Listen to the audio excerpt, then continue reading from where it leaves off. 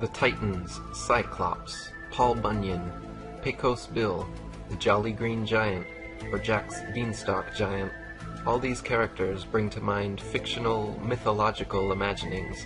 But what about in actual, literal Earth history? Many people assume these so-called tall tales have no basis in fact. But is that true? From the Bible to Greek mythology, Native American legends to conquistador diaries, nursery rhymes to newspapers, from Josephus and Homer to modern-day historical accounts and archaeological finds, evidence of giant human beings living on Earth is abundant. The execration texts of 12th Dynasty Egypt, 1900 BC, now on display at the Berlin Museum, mention by name the Anakim giants and Ashdod, the city of the giants.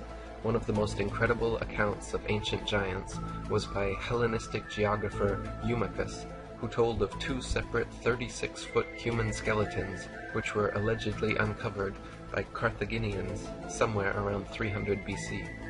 The historian Josephus, who lived in Hebron, home of biblical giants, wrote that he had on multiple occasions dug up human bones of enormous size.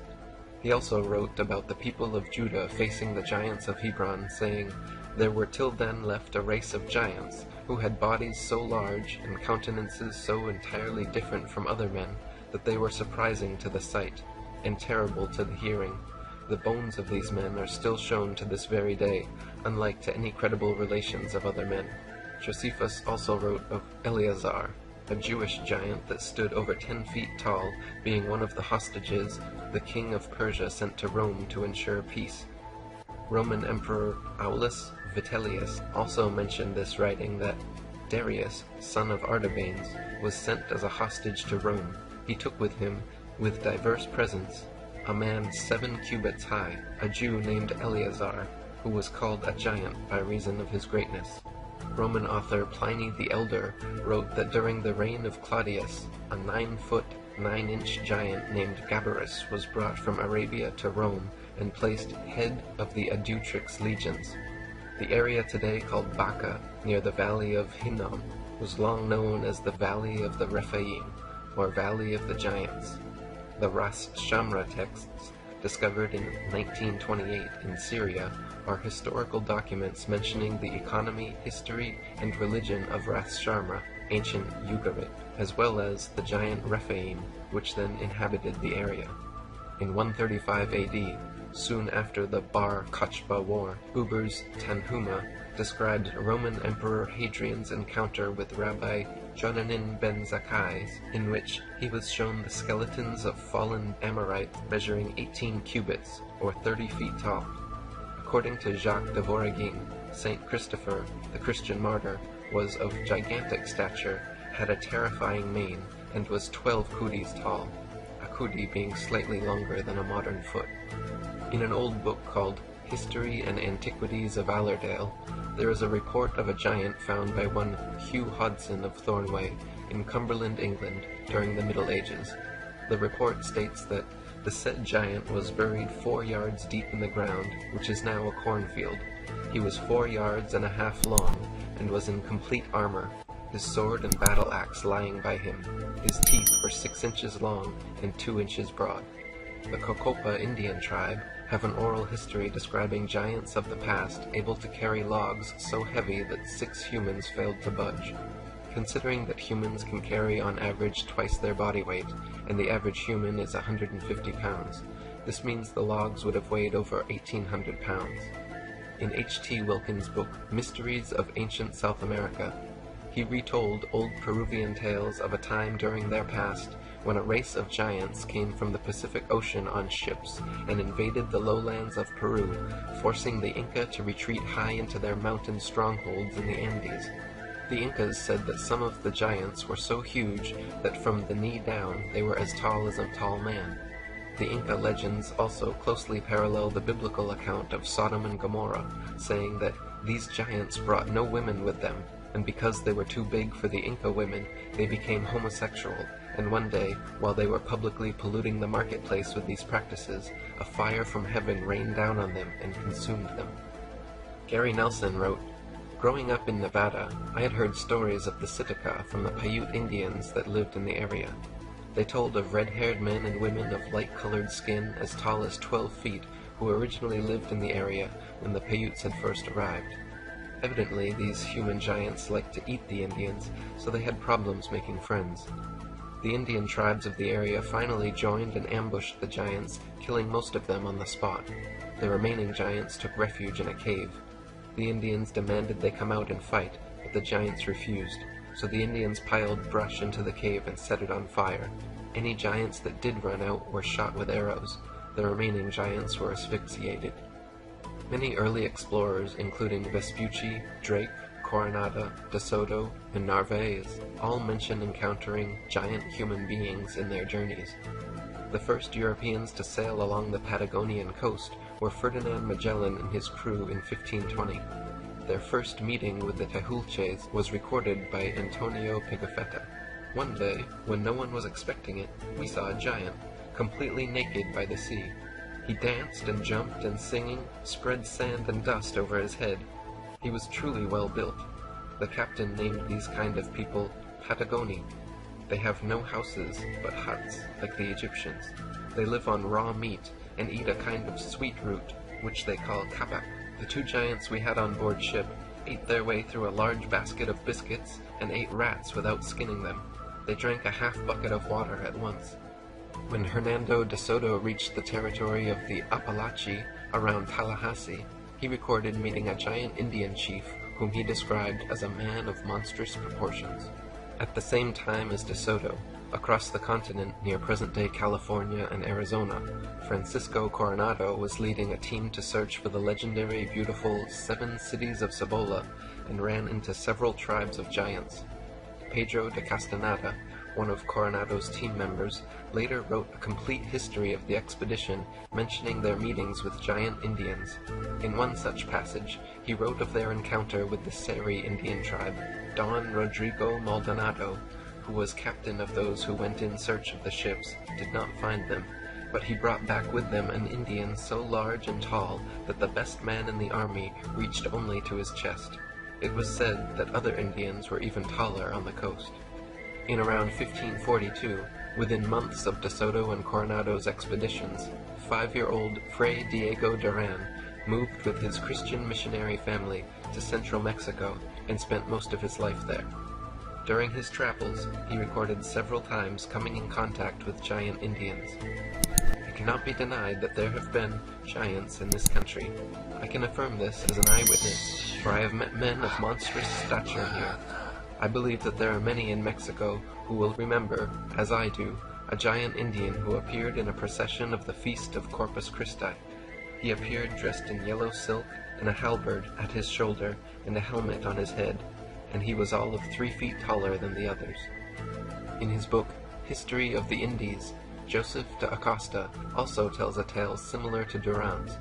When I was in Mexico, in the year of our Lord 1586, they found one of those giants buried in one of our farms, which we call Jesus de la Monte, of whom they brought a tooth to be seen, which, without augmenting, was as big as the fist of a man, and according to this, all the rest was proportionable, which I saw and admired at his deformed greatness.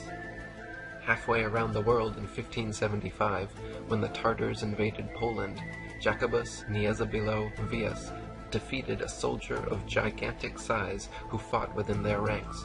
After the battle, the Polish army recorded that his body was of so prodigious a bulk that his carcass reached to the navel of any ordinary person standing by the side of it. Throughout history and all over the world, hundreds of giant skeletons have been discovered, unearthed, recorded, and in recent times photographed and preserved. Thanks to the suppression and censorship by the Smithsonian and other establishment organizations, however, most people are completely unaware of these amazing discoveries. Matt Tufor wrote, "The Smithsonian Institute, National Geographic, the Discovery Channel, and any of the officially sanctioned archaeological expedition teams, between the whole lot of them, have supposedly not been able to cough up one single solitary bone fragment, fossil, or artifact that would evidence these Nephilim. Has the elite-controlled academic mainstream covered something up? Here, then, are a number of these reports about discoveries of the remains of human or humanoid giants. Keep in mind, numerous times these findings were turned over to government authorities, particularly to the Smithsonian, by conscientious and well-meaning citizens, only to have these artifacts then disappear permanently. In 1456, a 23-foot-tall human skeleton was reported and removed from beside a river in Valence, France. In 1577, a 19.5-foot giant skeleton was found under an overturned oak tree in the canton of Lucerne. In 1613, a giant skeleton was found near Chaumont Castle in France and reported to be 26 feet 6 inches tall. In 1829, the Burlington News reported on workers digging into a mound being used to furnish building material for a new hotel in Chesterville, Ohio, when they dug up a giant human skeleton. In 1833, soldiers digging at Lompoc Rancho, California, discovered a giant male skeleton 12 feet tall with double rows of teeth surrounded by giant weapons. In July 1877, 4 prospectors in Eureka, Nevada, found and chipped out several human leg and foot bones encased in solid quartzite. One of the leg bones from heel to knee was 39 inches long, twice the size of a modern-day adult human. In 1879, the Indianapolis News reported that a 9-foot, 8-inch skeleton was excavated from a mound near Brewersville, Indiana. In 1891, workmen excavating near Crittenden, Arizona, discovered a huge stone sarcophagus 8 feet below the surface, which contained the mummified body of a 12-foot-tall giant with 6 digits on each limb. The Chicago Record reported on October 24, 1895, that a mound near Toledo, Ohio, was found to hold 20 skeletons, seated and facing east, with jaws and teeth twice as large as those of present-day people, and beside each sat large bowls with curiously wrought hieroglyphic figures. In December 1895, a 12-foot 2-inch fossilized Irish giant was found by a Mr. Dyer while prospecting for iron ore in Antrim Country, Ireland. Strand magazine featured a picture of the giant at a London rail depot. It weighed 2 tons, had 6-digit limbs, and was exhibited in Dublin, Liverpool, and Manchester for 6 pence a person, attracting scientific men as well as gaping sightseers. After a legal dispute regarding ownership, however, the exhibit disappeared from public display forever. 18 giant human skeletons were found in mounds next to Lake Delavan, Wisconsin, in May of 1912. Belvoir College professors and students excavated the site, uncovering giants from 7.6 feet up to 10 feet tall, with double rows of teeth and 24 digits. The Washington Post, on June 22, 1925, and the New York Herald Tribune, June 21, 1925, reported that a mining party found skeletons measuring 10 to 12 feet, with feet 18 to 20 inches long, near Sissaquiche, Mexico. The Los Angeles Times, on October 2, 1927, reported, explorers in Mexico located large human bones near Tapextla, indicating a race of gigantic size. The Review-Minter of June 19, 1931, reported on 2 giant skeletons found in Lovelock Cave, Nevada. Both were wrapped in a gum-treated fabric, one 8.5 feet tall, and the other just under 10 feet tall. A giant skull and jawbone from the discovery are still on display at the Humboldt Museum in Nevada. In the late 1950s, during road construction in southeast Turkey, many tombs containing the remains of giants upward of 16 feet tall were uncovered. Leg bones were measured to be about 120 centimeters, or 47.24 inches. In 2004, an anonymous Aramco Saudi oil industry technician found and uncovered a 15-foot-tall complete giant human skeleton while prospecting. Police quickly came and seized all cameras, the Saudi military swiftly took control of the site, and nothing was ever publicly released about it since. The technician who uncovered it managed to take and circulate only one photo of the giant. Matt 24 wrote, "What I found to be ominously indicative, and yet also a backhanded confirmation of the authenticity of this discovery, is the flurry of photoshopped Nephilim remains that popped up on the internet shortly afterwards. In an apparent attempt to muddy the waters and create a discrediting factor, To this day, if you Google for giant skeleton, you see an abundance of these faked, photoshopped giants. Just in the short time I spent recently researching for this chapter, I ran into at least 5 or 6 reports regarding the Smithsonian Institute receiving extraordinary artifacts and evidence from dutiful citizens who thought they were handing over their findings to the highest and most reliable authorities, only to realize later that Smithsonian had made it all disappear. Hollywood has even made a veiled, snickering reference to this bizarre trend. Recall the famous Smithsonian warehouse scene at the end of the first Indiana Jones movie. Note how these many giant discoveries are made by a wide range of people with a variety of jobs and interests, unlike supposed dinosaur discoveries which are always made by highly invested parties. Also note how the Smithsonian has entire museums filled with fake dinosaur skeletons, yet has never displayed a single giant human skeleton.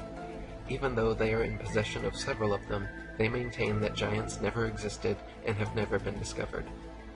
David Hatcher Childress wrote, "To those who investigate allegations of archaeological cover-ups, there are disturbing indications that the most important archaeological institute in the United States, the Smithsonian Institute, an independent federal agency, has been actively suppressing some of the most interesting and important archaeological discoveries made in the Americas. The Vatican has long been accused of keeping artifacts and ancient books in their vast cellars without allowing the outside world to access them.